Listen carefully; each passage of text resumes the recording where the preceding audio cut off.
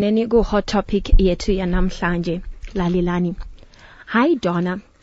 I am a young lady under 25 who is currently based in South Africa. My cousin mwana wamainini was murdered kunoku South Africa last month. The case was under investigation, so the body was only released to us this weekend. Semuri, we are making plans ekuti tuene mtumbi ikoko ku Zimbabwe. So my hotsotso is mainini vakauya ku South Africa when she received the news. She then explained to me that my cousin baba vake wasn't his biological father, and baba vake vakashaya vasingazive. Asimwana uyu vaimuda because he was their only child, to the extent yekuti before he died, he even left his house in this son's name. My cousin Wekushaya had a wife nevana too. So the plans on the ground ndeyekuti tiuye ikoko, then my cousin ovigwa kumusha kwa baba vasiri biological father, then mukadzi nevana voya kuzogara kumba kwa baba.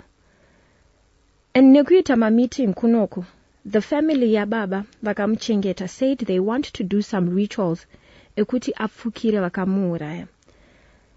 Vedare hazvizobude pachena here kuti haasi mwana wemumusha umu, and vana vake havazoshaye kwekugara if chokwadi chikabuda pachena. Is it even my place to say anything? I will appreciate your help, Vedare. Iyo hot topic yetu ya namhlanje.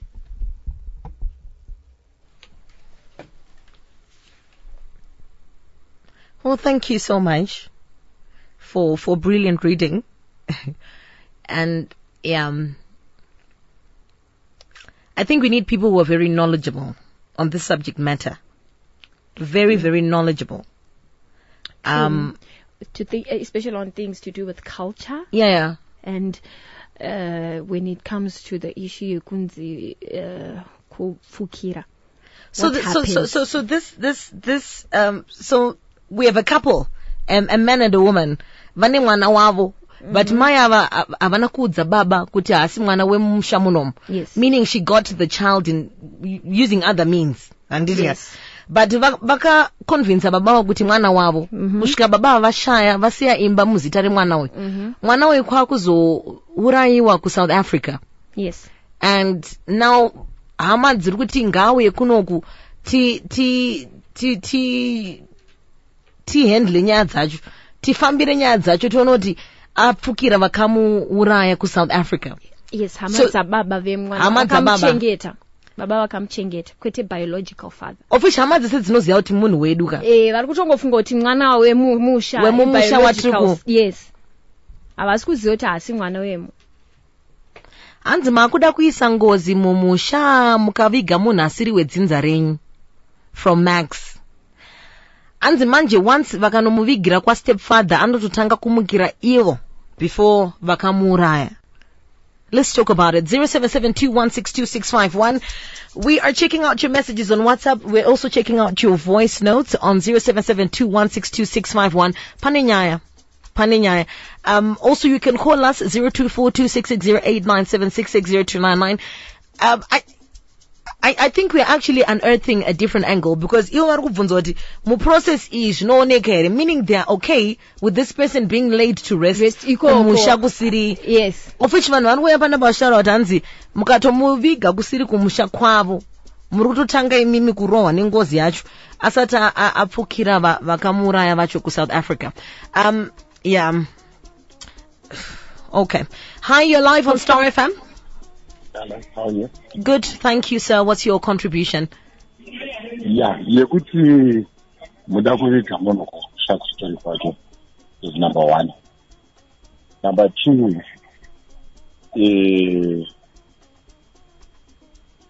amai ava vatori nemhosva yekunopomera baba vavo kuti mwana ndiwavo not. So she has come out open for starters. No mwana haasi wenyu. Then ava kana vazodecide havo kuti no fine mwana tisakachengeta then we want to go ahead kundoviga. But zvichi vanhu veregera both kana mwana ari manjovu oumberwa achimadzimasi vana hapatokanya chwana. So zvekuomberera baba ngavangogara vaudzwa shoti mwana haasi wenyu. So that kana vangofunga kuti ndoviga ngomwana ndokuchengeta vana vazukuru vari fine. but zveomberera voregera kuzivi iwe vapfukire vakamuka because it won't work for that. Is being said to vangotsvaka dzimengozi dzavakutsvaka because uye munhu vakamuviga vachimuomberera honestly the spirit yake hama dzake ichatanga kudzoka kuti aiwa koine makuomberera munhu wedu sei indiri masivada sei saka that they should not do. Saka mama ngavangoita come out open kuti no mwana haasi wenyu baba kana vazodecide baba vasisipo baba vakatoshaya vakatosiyira mwana okay baba nyakuchengeta ndokureva baba nyakuchengeta kana vazodecide kuti alright fine ndandakaakata munhu semwana wangu and then vazukuru vana vake ngavai vagare pamba pangu that would be something else and that's a story for another day. Thank you so much. So just to get things clear, even baba vakapomerwa murume akashayawo vakatoshayawo vakatosiya imba muzita reashaya uyu so vanenge vakunoudzawo hama dzababa ava here kana kuti zvinenge zvakuita sei hanzi kutyishidzirana chete kwosei zvekuyarutswa zvisina kunetsa ngavavige kumusha ikoko hazvina kana zvazvinobatsira and this one says vakafa havana chavanoziva saka they should just go ahead and lay the man to say rest. Anything like what to who? Sister must stay in her lane and live her life. Yeah. And according to culture zvibvumirwe kuviga. Okay, and then the message is anokunyakawanda. Hi, you are live on Star FM. Yes, Don. Babamunini. Baba wakapomerwa wakafa nditi. Vakafa. Mwana wacho akafa. Azofa hapasitorine kana dhiri apa zvese zvada kuitika apa dzatova nhando uye arikuda kuedza kutaura kwavo wada kufumura zvimwe zvimene kana nebasa rese siya vanhu vawaombere wadididi whatever amuka kana kuti haana kumuka zvisine kana dhiri bcause vanhu vacho vese waifanira kunge wakafa hapasina nyaya yapo tinotenda hanzi gomba harina mwana baba vakafa ndivo baba vake saka akavigwa kumusha ikoko ndokumusha kwake and hazvina zvazvinombokanganisa 0772162651 let's find out who is here. Hi, you are live on Star FM. Hello. Hi, what's your contribution? Hi, yes, my contribution is esindebele nakesipaki will understand okulemfundo akufiso. Now, this is the time when everything is going to come out in the open. Yes. The mother has to go and tell the step-dead family, no, this wasn't your child.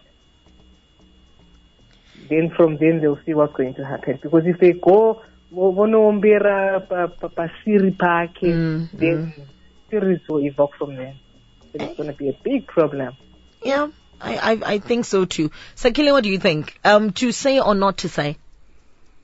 I know you're not an expert, but from what you've heard. From what I've heard, I you know what, Donna, I always believe, I believe that something that is hidden will always come to light one way or the other. And this is going to come to light. But is it her place? No, I don't think it's her place. I think it should be advised that she goes kuna wamainini kunovaudza kuti handiti muri kuona zvinhu mamiriro azvaita. We might have a situation like this. Maybe it is time for you to come out and tell the truth, or I think there is no or for me. Okay. Yeah. Anzi mudiwa ndeipi wakambocrossa bridge usati wasvika here ngavasiye zviri kuda kuitwa izvozvo zvekuombera zviitwe and then kana pane zvazoitika kumberi vanozouya kwatiri votitaurira. Of course we want to hear what you have to say. 0772162651